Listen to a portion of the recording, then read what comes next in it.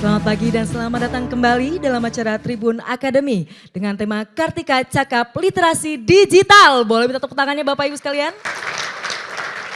Sebelum kita memulai acara pada hari ini, mari bersama kita menyanyikan lagu Kebangsaan Indonesia Raya. Hadirin dimohon berdiri.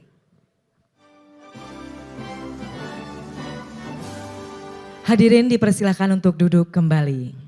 Saya mengundang Bapak Domuara Ambarita selaku News Vice Director Tribun Network untuk menjadi moderator sesi 1. Untuk waktu dan tempat kami persilahkan.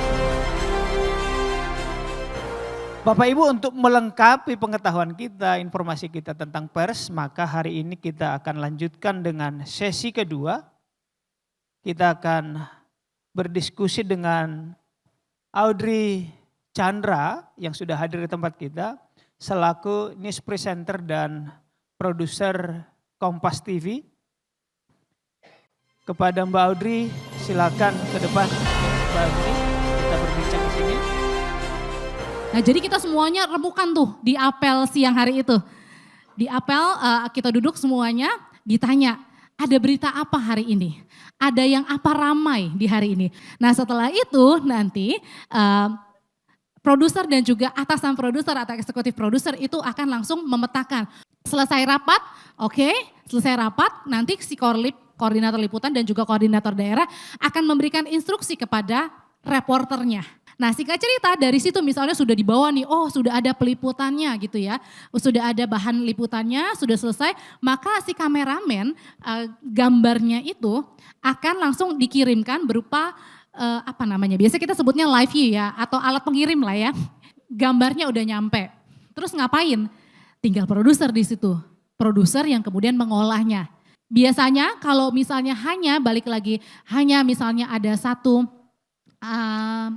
satu keterangan begitu ya. Kita juga harus mengutamakan, kita harus melihat dari sisi misalnya nih ya, capres yang satu udah ngomong. Ada nggak nih capres yang lain? Kalau tidak, belum tentu itu naik. Karena balik lagi tugasnya jurnalis adalah cover both side ya. Harus melihat dari berbagai perspektif dan bukan kita yang menilai, biar masyarakat yang menilai. Sebelum naik dibacain sama news anchor gitu, maka akan ada penyortiran balik lagi ke atasnya produser, namanya eksekutif produser. Untuk, ini kayaknya jangan kayak gini deh angle-nya. Kayaknya judulnya ini aja deh, ayo wisata jangan takut corona gitu. Apakah ada syarat tertentu atau unsur-unsur yang kegiatan-kegiatan kami di lapangan ini bisa diekspos di media online-nya Kompas kah atau media elektroniknya? Jenis karakternya itu berbeda Bapak Ibu dengan di Kompas Petang. Kalau tadi kan Kompas Petang biasanya yang kalau prime time itu dibutuhkan yang hard news banget, menyangkut orang banyak begitu ya. Nah tapi ketika misalnya tadi yang soft, misalnya Babinsa membantu misalnya para disabilitas di kawasan misalnya Ubud Bali misalnya seperti itu. Nah itu bisa biasanya masuk di program yang lain. Nah jadi nanti aku yang wawancara, aku yang jadi reporternya, Bapak yang nanti yang aku wawancarain, boleh silakan Bapak yang mau mempraktekkan. Pak Rendra, apakah betul bahwa gudang penyimpanan kendaraan pencurian ini dilakukan oleh oknum TNI, Pak Rendra? Baik, sebelumnya selamat siang semuanya. Saya perkenalan diri, saya Kolonel Infanteri Rendra, Kapendam 5 Brawijaya. Saya ingin menjawab pertanyaan dari Mbak Unri. Benar Mbak, adanya gudang di salah satu jajaran TNI AD ini yang tempatnya kebetulan di teritorial Kodam 5 Brawijaya digunakan untuk menyimpan kendaraan, kami koreksi Mbak, bukan pencurian, penggelapan. Jadi oknum TNI menampung adanya kegiatan ilegal yaitu kendaraan ditampung di situ dan kemarin dilaksanakan penggerbekan oleh Kodam 5 dalam hal ini kerjasama dengan Polda Metro yaitu Kodam 5 Brawijaya khususnya Pomdam dan hasilnya ditemukan sejumlah kendaraan. Berapa orang yang terlibat Pak Rendra? Untuk sampai saat ini 3 orang dan masih didalami oleh Pomdam 5 Brawijaya. Apakah ini sendiri bekerjanya oknum ini atau justru ada yang memerintahkan? Untuk sementara 3 orang ini yang terlibat ini bekerja sama dengan orang sipil dan sudah ditetapkan sebagai tersangka, sehingga nanti kami akan publikasi ke media hasil dari pendalaman ketiga oknum tersebut. Pemecatan kah Pak nanti kalau misalnya memang terbukti atau seperti apa nanti konsekuensinya? Kita ikuti praduga tak bersalah Mbak. Jadi nanti apabila memang terbukti kita tegas, kita tindak dengan hukum yang berlaku. Tapi sudah berapa lama Pak oknum TNI ini kemudian menyimpan ya? Kalau dari pendalaman sementara ini sudah berjalan kurang lebih 6 bulan dan dari informasi yang ada kita telusuri bekerjasama dengan Polda Metro, Satreskrim dan kita berhasil untuk menangkap oknum tersebut dan beserta barang buktinya. Artinya oknum ini juga ada kerjasama dengan pencurinya? Betul, atas nama saudara EI. Luar biasa, tepuk tangan untuk Pak Rendra. Ada lagi Pak? Terima kasih. Terima kasih. Assalamualaikum warahmatullahi wabarakatuh. Waalaikumsalam.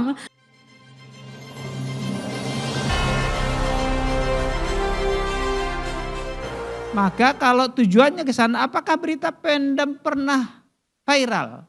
Apakah digemari orang? Apakah di like orang? Apakah di komen orang? Apakah di share komen? Itu di share orang. Nah, indikasi-indikasi itu dalam dunia digital sekarang menjadi hal yang penting. Artinya adalah kita tidak ngasal upload konten, tetapi penting kita perkirakan adalah berita saya ini dibaca orang atau enggak.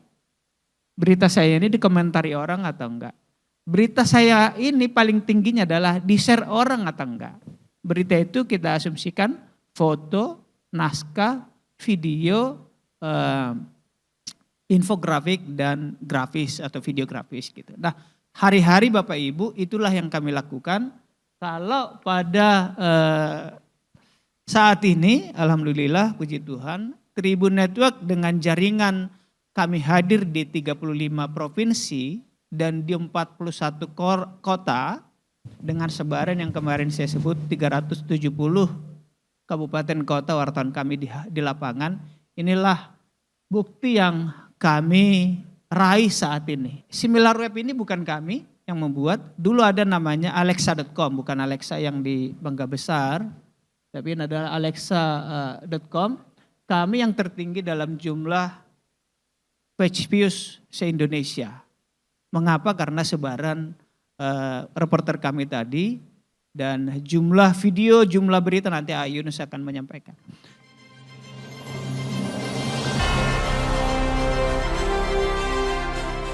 Nah ini juga, ini sudah biasa di share sama di berbagai forum jurnalistik, tapi poin yang penting yang saya mau tegasin adalah ini Pak, kita memberitakan Panglima Bapak Kasat sambutan aktual, betul.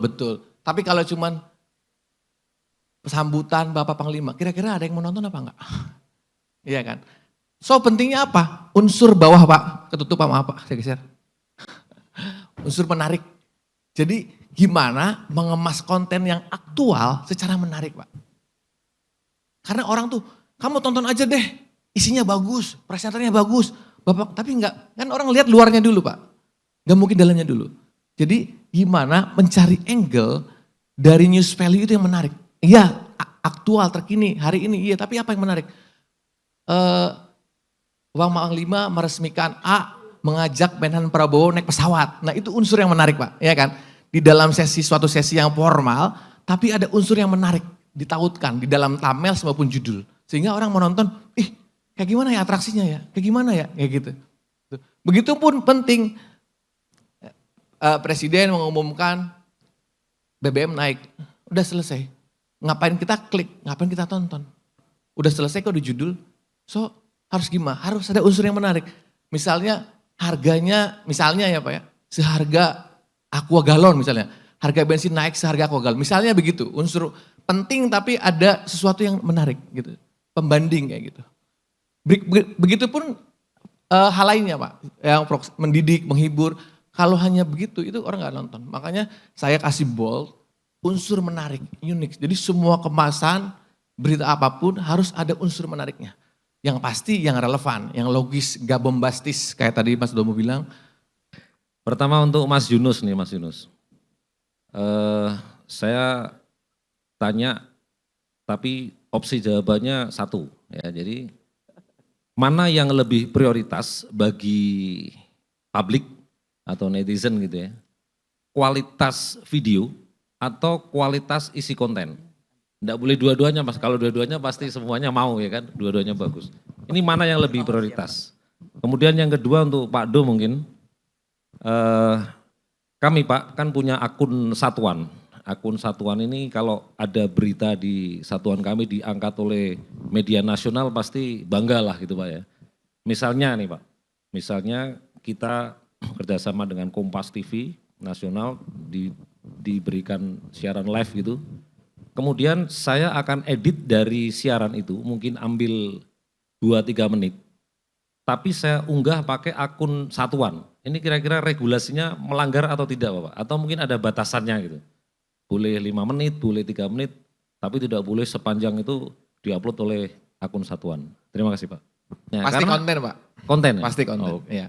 Yang kedua tadi soal regulasi, sebenarnya di regulasinya kita lebih ke regulasi platform ya Pak. Misalkan YouTube atau Facebook atau kalau selama kita punya izin Pak, izin itu minta ke pemilik ya Pak ya. Saya boleh ngambil bagiannya kalau sudah boleh aman Pak. Secara sistem maupun hukum aman Pak. Yang penting buktinya disimpan. Nah begitupun kita Pak. Kami kalau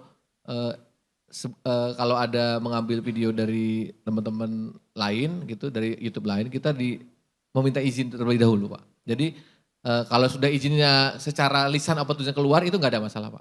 Mau durasinya biasanya kan bagian ini, bagian B itu nggak ada masalah Pak. Pak Agung, secara umum itu menyangkut copyright Pak. Ayunis ini tiap hari berhubungan dengan YouTube internasional menyangkut copyright karena kami mengelola 70-an akun. Copyright itu apa? Ada namanya standar community Pak. Copyright berarti yang pertama soal hak milik. Kalau kami mendownload atau copy punya Bapak, andaikan Bapak komersial kalau TNI kan punya negara ya. Misalnya Mas Popo punya akun dan akunnya video-videonya bagus. Kami ambil, Mas Popo tentu dirugikan. Maka Mas Popo melaporkan kami ke YouTube dan itu kena strike. 3 kali peringatan, 2 kali kami peringatan masih oke, tapi peringatan ketiga, pelanggaran ketiga kami langsung take down Pak. Hilang, hangus. Yang menghilangkan siapa? YouTube. Karena kami dianggap sembarangan, mencuri, nyolong, maling. Itu copyright.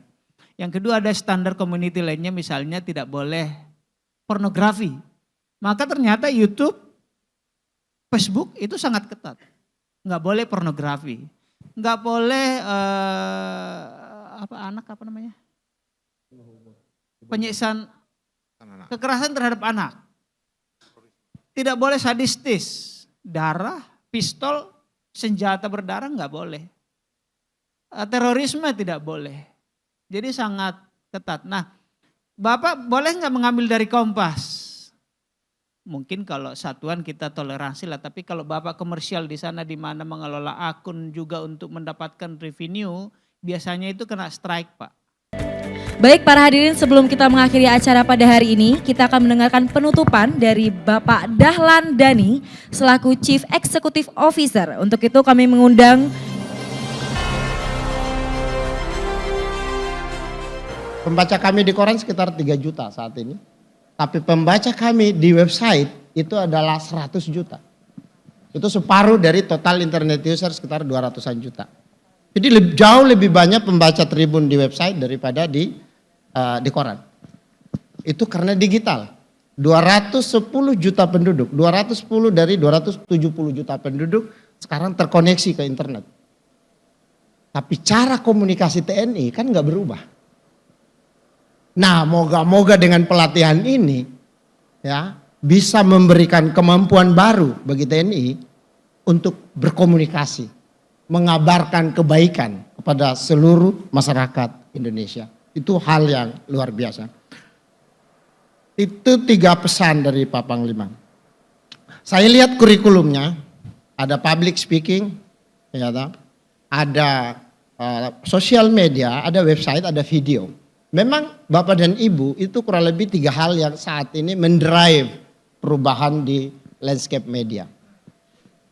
Video Tribun itu ditonton 39 juta per hari. Jadi Mas Yunus tadi yang ada di sini, itu yang memimpin satu tim di seluruh Indonesia yang mampu memproduksi lebih dari 3.000 video setiap hari dengan penonton 39 juta. Itu cara Tribun. Membuat kemampuan video Tribun, mohon maaf, itu lebih bagus dari Kompas TV. Karena jumlah penonton kita lebih banyak. Ya kan? Itu, jadi kemampuan baru ini rasanya kami dengan senang hati ingin share kepada TNI. Untuk membantu TNI melaksanakan tugas pokoknya, mengawal kedaulatan bangsa Indonesia. Kami merasa terhormat di situ, Pak Kadis Penat, ya, ikut bersama-sama dengan TNI.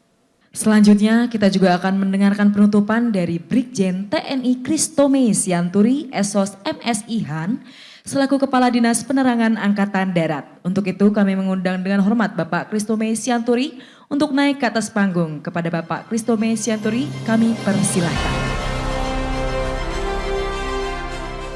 Seorang prajurit, apabila memang dia menjadi saksi suatu kejadian, apabila memang dia terlibat langsung pada suatu kejadian, seperti yang kemarin misalnya terjadi di Padang, dia sudah bisa untuk memberikan statement kepada media. Nah, untuk itu, anggota-anggota kita tadi itu harus diberi pengetahuan. Jangan nanti ngomongnya di media pun tak jelas. Nah, gitu ya. Bagaimana artikulasinya, bagaimana gesturnya, itu diajarin. Nah, dengan pembekalan-pembekalan seperti ini, kita berharap kalau hanya 2 hari sih saya rasa belum bisa apa-apa kita. Ya, tapi terus dikembangkan. Nah, seperti disampaikan oleh Bang Dahlan tadi, di CEO Tribun, ya, bahwa mereka punya tribun di wilayah. Sudah disampaikan tadi, beliau sudah membuka kita untuk terus bekerja sama secara berkelanjutan. Ya, sambut itu. Kalau kata orang Medan, tangkap. Ya, mainkan terus. Ya, kerjasama secara berkelanjutan. Ya. Tadi sudah disampaikan apakah kita yang ke sana atau mereka kita undang ke kantor kita. Karena kita yang banyak, nah itu lebih bagus. Mereka diundang ke tempat kita. Nah, kasih makan T2, selesai. Ya, nah kira-kira begitu. Jadi saya harapkan para Danramil, ya, Dandim, gitu ya, bisa memberikan edukasi kepada anggota-anggotanya, Babinsa, kemudian prajurit-prajurit lapangan juga diberi pembekalan seperti itu. Pengumuman pemenang Best Partisipan pada hari ini. Juara 3.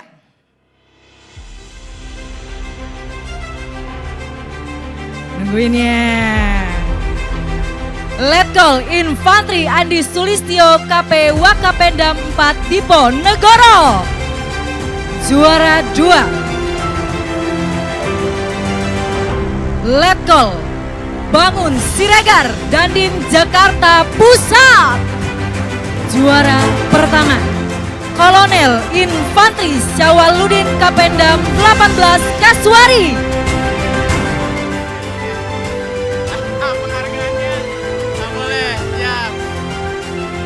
Berikan senyum terbaik, Pak. Tunjukkan kegagahanmu, Pak, sebagai seorang laki-laki.